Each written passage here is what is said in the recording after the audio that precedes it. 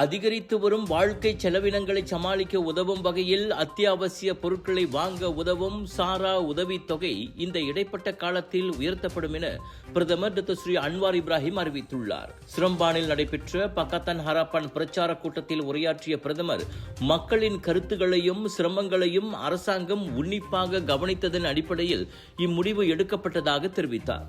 ஏற்கனவே STR ரொக்க மற்றும் SAR உதவிகள் வழங்கப்பட்டிருந்தாலும் மக்களின் தேவைகளை பூர்த்தி செய்ய இந்த அதிகரிப்பு அவசியம் என்றார் அவர். நாட்டின் பொருளாதார நிலைக்கேற்ப பொது மக்களுக்கான உதவிகளை தொடர்ந்து மேம்படுத்துவது குறித்து கருவூலத்துடன் ஆலோசிக்கப்பட்டுள்ளதாகவும் இது வரவிருக்கும் பட்ஜெட்டில் பரிசீலிக்கப்படும் என்றும் அன்வார் உறுதியளித்தார். Are you ready to witness the future of artificial intelligence right here in Tamil Nadu? Join Chennai AI Summit 2026, Tamil Nadu's first international AI summit, happening on August 7th and 8th at VIT Chennai. Meet world-renowned AI experts, researchers, industry leaders, entrepreneurs, startup founders, and technology innovators from across the globe. Explore breakthrough innovations in AI healthcare, semiconductor and AI, cybersecurity and AI, media and communication, and many more emerging technologies. Connect, learn, collaborate, innovate. Be part of the next wave of digital transformation. Register now at ititrc.com or call 72999-92999. Chennai AI Summit 2026, where innovation meets intelligence. ஒருங்கிணைக்கப்பட்ட ஓய்வூதிய நிதியான குவாப் இன் fishery முதலீட்டு நஷ்ட விவகாரத்தில் பிரதமர் doctor Sri Anwar Ibrahim பொறுப்பேற்று தனது நிதியமைச்சர் பதவியிலிருந்து விலக தேவையில்லை. மாயிகா தேசிய தலைவர் தான் ஸ்ரீ விக்னேஸ்வரன் அவ்வாறு கூறியுள்ளார். எனவே அன்வார் பதவி விலக பாஸ் கட்சியின் இளைஞர் பிரிவு விடுத்த கோரிக்கைக்கு அவர் கண்டனம் தெரிவித்தார். பாஸ் கட்சியின் இந்த அரசியல் அழுத்தம் தேவையற்றது என்றும் குற்றம் நிரூபிக்கப்படும் வரை அனைவரும் நிரபராதியே எனும் சட்ட தத்துவத்தை மதிக்க வேண்டும் என்றும் மாயிகா மத்திய செயலவை கூட்டத்திற்கு பிறகு செய்தியாளர்களிடம் விக்னேஸ்வரன் பேசினார். அந்த அடிப்படையிலேயே டாக்டர் ஸ்ரீ ஜைட் அமிட்டை துணை பிரதமராக அன்வார் நியமித்ததையும் அவர் குறிப்பிட்டார். கோப்பில் அவர் ரிசைன்மெண்ட் சொல்றது அது நாங்கள் அதை வரவைக்கவும் இல்லை, அதை தீவிரமாக கண்டிக்கிறோம். ஏன்னா டாக்டர் ஸ்ரீ அன்வார் இப்ராஹிம் பொறுத்த வரைக்கும் man is innocent until proven guilty. அதே மாதிரி தான் டாக்டர் ஸ்ரீ ஜைட்டுக்கும் அவர் அந்த வாய்ப்பை வழங்கினார். ஸோ அந்த அடிப்படையில் இப்போ இங்கே இருந்துக்கிட்டு அவர் கோப் பிரச்சனையில் ஒன்றும் இது பண்ணாமல் அவர் ராஜினாமா மட்டும் சொல்கிறது அது தப்பான ஒரு அறிவு. ஃபிஷரியின் 163.4 மில்லியன் ரிங்கிட் இழப்பு விவகாரத்தில் அன்வார் பதவி விலக வேண்டுமென பாஸ் கட்சியின் இளைஞர் பிரிவு தலைவர் அஃப்னான் ஹமீமி தைப் அசாமுடின் முன்னதாக வலியுறுத்தினார். அதோடு குவாப் தலைவரும் கருவூல செயலாளருமான தான் ஸ்ரீ ஜோஹான் மஹமூத் மரிக்கானும் பணியிடை நீக்கம் செய்யப்பட வேண்டும் என அவர் கோரியிருந்தார். எனினும் கடுமையான தணிக்கை மற்றும் மதிப்பீடுகளையும் மீறி இந்த இழப்பு திட்டமிடப்பட்ட மோசடியால் ஏற்பட்டுள்ளதாக பிரதமர் அன்வார் அண்மையில் மேலவையில் விளக்கம் அளித்தது குறிப்பிடத்தக்கது. இந்நிலையில் விசாரணை அமைப்புகளின் மீது நம்பிக்கை வைத்து சட்ட நடவடிக்கைகள் அதன் போக்கில் செல்ல அனுமதிக்க வேண்டும் என்றும் ஓய்வூதிய நிதி விவகாரத்தை அரசியல் லாபத்திற்காக பயன்படுத்த வேண்டாம் என்றும் விக்னேஸ்வரன் கேட்டுக்கொண்டார்.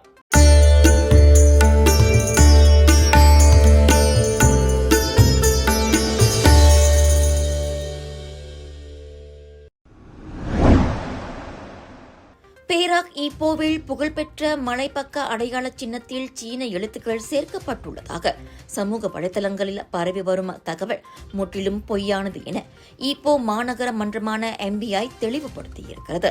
முகநூல் குழு ஒன்றில் பரவிய அந்த படம் AI தொழில்நுட்பம் அல்லது டிஜிட்டல் எடிட்டிங் மூலம் உருவாக்கப்பட்ட போலி படம் என ஈப்போ மாநகர மேயர் ஜமக்ஷாரி அனிஃபா உறுதிப்படுத்தினார். அந்த அடையாள சின்னம் தற்போது எந்த எழுத்துக்களும் இல்லை. கட்டமைப்பு சீரமைக்கும் வழக்கமான பரிசோதனை மற்றும் பராமரிப்பு பணிகளுக்காக அந்த சின்னம் கடந்த ஜூலை 15ஆம் தேதி பாதுகாப்பாக அகற்றப்பட்டது. வானிலை நிலவரத்தை பொறுத்து ஆகஸ்ட் 4 முதல் ஆகஸ்ட் 6 வரை அந்த சின்னம் மீண்டும் படிப்படியாக பொருத்தப்படும் என எதிர்பார்க்கப்படுகிறது. இந்நிலையில் பொது மக்களிடையே குழப்பத்தையும் பதற்றத்தையும் ஏற்படுத்தும் நோக்கில் இதுபோன்ற ஏமாற்று படங்களை உருவாக்குபவர்கள் மீது கடுமையான நடவடிக்கை எடுக்கப்படும் என்றும் இதுபோன்ற சரிபார்க்கப்படாத போலி தகவல்களை பகிர வேண்டாம் என்றும் அவர் எச்சரித்துள்ளார்.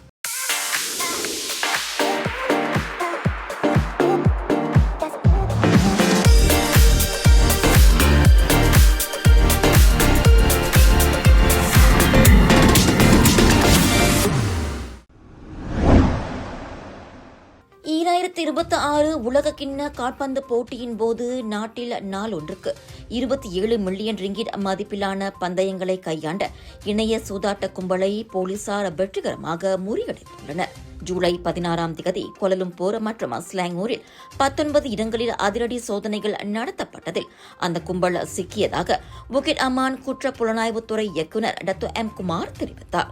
ஒப்சோகோ 11 என்ற நடவடிக்கையின் கீழ் மேற்கொள்ளப்பட்ட இந்த சோதனைகளில் 55 பெண்கள் மற்றும் 6 வெளிநாட்டினர் உட்பட மொத்தம் 161 பேர் கைது செய்யப்பட்டனர். இவர்களில் இந்த சூதாட்ட கும்பலை இயக்கிய முக்கிய நிறுவனத்தின் இயக்குநர்கள் 5 அடங்குவர். உள்ளூர் மற்றும் வெளிநாட்டு வாடிக்கையாளர்களுக்காக தனியாக ஒரு செயலியை உருவாக்கி இந்த சூதாட்டம் நடத்தப்பட்டது. சோதனையின் போது நூற்றுக்கணக்கான கணினிகள், மடிக்கணினிகள் மற்றும் தொலைபேசிகள் பறிமுதல் செய்யப்பட்டன. தொழில்நுட்ப சேவைகள் வழங்குவது போல் நடித்து சட்டவிரோத சூதாட்டத்தை நடத்தி வந்த இந்த கட்டமைப்பு குறித்து போலீசார் தொடர்ந்து விசாரணை நடத்தி வருகின்றனர். Sunshine Kids, Sunshine Kids, Port Dickson, Sunshine Kids, Telokaman, Sunshine Kids, Sirembantu Central, Sunshine Kids, Forest Heights. The place where your kids shine. The fastest growing, award winning, best preschool chain in the town. Welcome to our preschool, where learning meets fun. Our preschool provides a nurturing environment for young learners to thrive.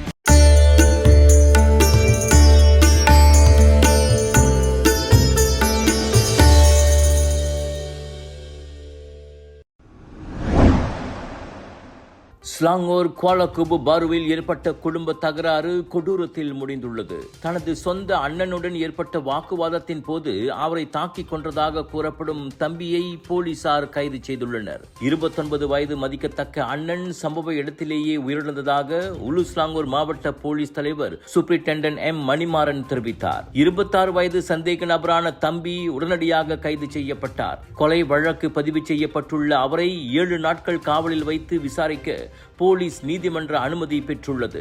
மேலதிக விசாரணைகள் தொடர்ந்து நடைபெற்று வருகின்றன.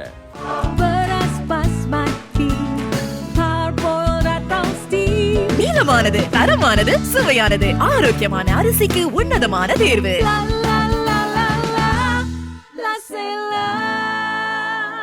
விலையோ மலிவு, செலவோ குறைவு, தரமோ உயர்வு, மனமோ நிறைவு. மக்களின் தேர்வு என்ரிகோஸ் முழு ஆடை சத்துள்ள பால்மாவு.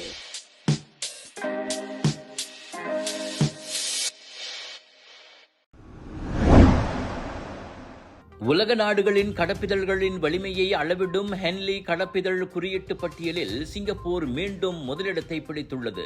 மலேசியாவோ ஆஸ்திரேலியா மற்றும் நியூசிலாந்து நாடுகளுடன் இணைந்து உலகளவில் 7வது இடத்தை தக்க வைத்துக் கொண்டுள்ளது. சிங்கப்பூர் குடிமக்கள் இப்போது முன் விசா இல்லாமல் உலகளவில் 192 இடங்களுக்கு எளிதாக பயணம் செய்யலாம் என்பது குறிப்பிடத்தக்கது. இந்த தரவரிசையில் ஐக்கிய அரபு சிற்றரசு மிகப்பெரிய முன்னேற்றத்தை கண்டுள்ளது. 3 இடங்கள் உயர்ந்துள்ள ஐக்கிய அரபு சிற்றரசு ஜப்பான் மற்றும் தென்கொரியாவுடன் இணைந்து 188 இடங்களுடன் 2ஆம் இடத்தை பகிர்ந்து கொண்டுள்ளது. அதே நேரத்தில் பட்டியலில் கடைசி இடத்தில் உள்ள ஆப்கானிஸ்தான் வெறும் 22 நாடுகளுக்கு மட்டுமே விசா இல்லாமல் பயணிக்க அனுமதி பெற்றுள்ளது. இதன் மூலம் முதலிடத்தில் உள்ள சிங்கப்பூருக்கும் அதற்கும் இடையே மிகப்பெரிய இடைவெளி தொடர்கிறது.